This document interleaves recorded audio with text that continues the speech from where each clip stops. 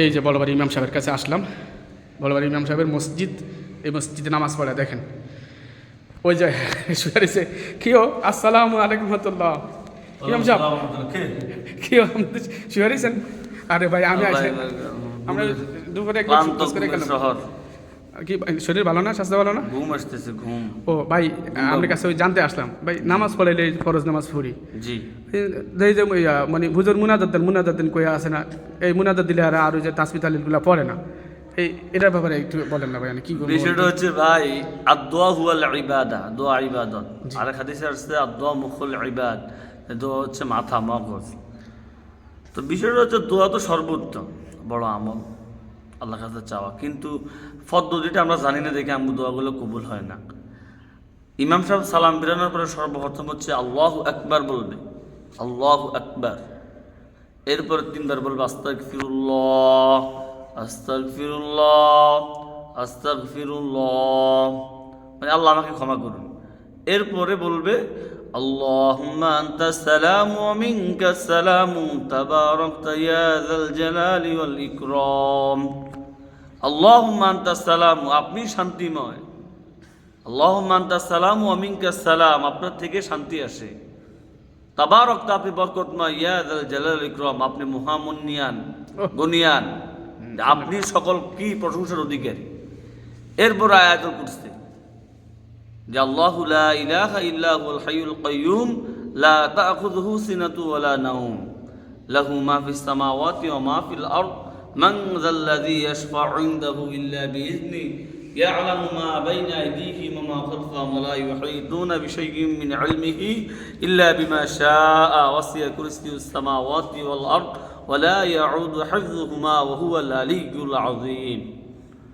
এরপরে দিয়ে আপনি সুবহানাল্লাহ 33 বার, আলহামদুলিল্লাহ 33 বার, আল্লাহু আকবার 33 বার, লাস্টে বলবেন লা ইলাহা ইল্লাল্লাহু ওয়াহদাহু লা শারীকা লাহুল মুলকু ওয়া লাহুল হামদু ওয়া হুয়া আলা কুল্লি শাইইন কাদির।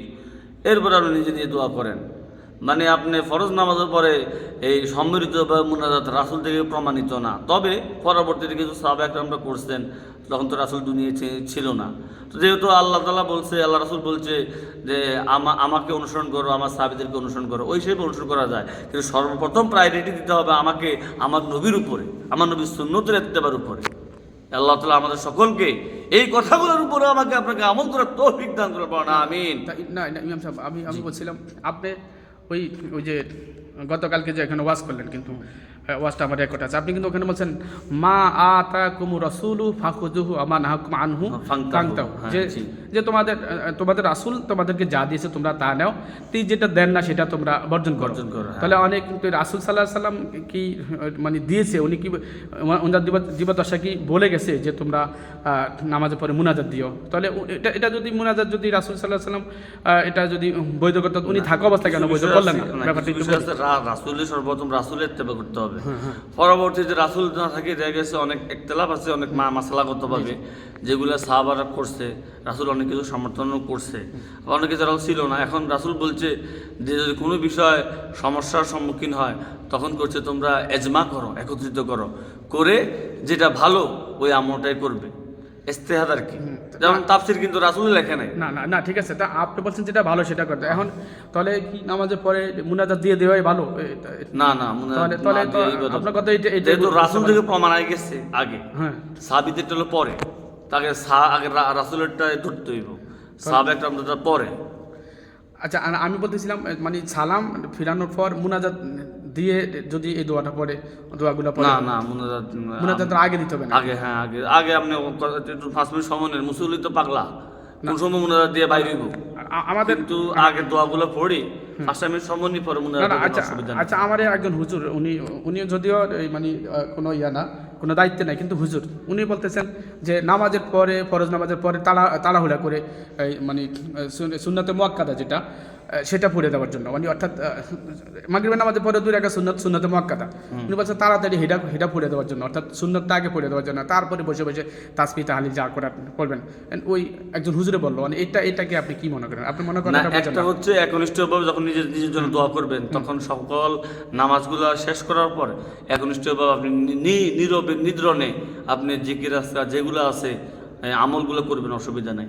না আমি বলছিলাম যে ফরজ নামাজের পরেই কি সুন্নত পড়িয়ে দেওয়া উত্তম, নাকি ফরজ এবং সুন্নতের মধ্যে কিছু পার্থক্য সময় করতে একটু সময় নেবেন, একটু সময় নিতে হবে? কারণ একটু কদ আফলাহাল মুমিনুন আল্লাযীনা হুম ফি সলাতিহিম খাশিউন, যারা নামাজের প্রতি কইছে মুমিন তো তারাই সফল, যারা নামাজের প্রতি বিনয়ী হবে, বিনম্র। তো নামাজের জন্য আর ধীরস্থিরভাবে স্থিরতা অবলম্বন করে নামাজটা পড়লে ভালো হয়। আগে আপনি ফরজটা আদায় করে জিজ্ঞাসা করলেন, তসবিহ পাঠ করলেন, 5 মিনিট পরে দাঁড়ায় প্রশ্ন উঠে পড়লেন। এত তড়িগুড়ি কিসের ভাই? এই কবর দেওয়ার পর তো তড়িগুড়ি করার লাগ নেই। আমি আপনাকে চলে যেতে কি করবেন? খালি এত ব্যস্ততা আমাদের মধ্যে। আল্লাহ তাআলা আমাদের সঠিক বুঝদান করে। তাহলে তাহলে আপনার কথাতে আলহামদুলিল্লাহ, আপনার কথাতে যুক্তি আছে। আপনার কথা হচ্ছে যে না, যুক্তি না, আপনি তো হাদিস থেকে বললেন। আপনার কথা হচ্ছে সালাম ফেরানোর পর একটু মানে বিশ্রাম হলো আর জিকিরটা হলো। রাসূল সাল্লাল্লাহু আলাইহি আল্লাহ রাসূল কিন্তু ঘরের মধ্যে সুন্নাত আদায় করতেন, কিছু কিছু সময় ঘরের সুন্নাত আদায় করতে ফরজটা মসজিদে পড়তেন, এটাও সুন্নাহ। আলহামদুলিল্লাহ, না এটা কথা ঠিক আছে, আপনার কাছ থেকে জানতে পারলাম। তো এটা কিন্তু আসলে ভিডিওটা তো আমি দেখলাম, আপনার কাছ থেকে শুনলাম, জানলাম। এখন ওই অন্যরাও জানবে। আমি কি ভিডিওটা কি ইয়াতে দিব, মানে অবশ্যই দিনের সাথে ভাই আমাকে হইছে লাগবো না, টাকা পয়সা লাগবো না, আমরা শুধু দিন প্রচার হোক আর আমাকে ইমান আমল মজবুত হোক, আমল বাড়ো, এলেম বাড়ো। তো আলহামদুলিল্লাহ। তো ইমাম সাহেব আপনার কাছ থেকে তো মাসালা শিখলাম, এখন আপনাকে কত টাকা দিতে হবে ভাই? নাউযুবিল্লাহি মিন যালিক, কি বলেন এটা? বিনিময় দিয়া না, দিন প্রচার হবো আল্লাহর দিন স্বার্থে, আপনার জান এবং মাল এটা আল্লাহর রাস্তায় দিয়ে দিতে হবে, বিনিময় জান্নাত। ইত্তাবিউ লা ইয়াসআলুকুম আজরা ওয়া হুম মুহতাদুন, সূরা ইয়াসিন 21 নম্বর আয়াতে আল্লাহ বলেন, যারা বিনিময় চায় তাদেরকে অনুসরণ করিও না, যারা বিনিময় চায় না, আমরা বিনিময় চাই না, আমাদেরকে আপনারা অনুসরণ করতে পারেন ইনশাআল্লাহ। আমরা হকের পথে আছি। আল্লাহ তাআলা আমাদের সকলকে কবুল করুক, আমিন।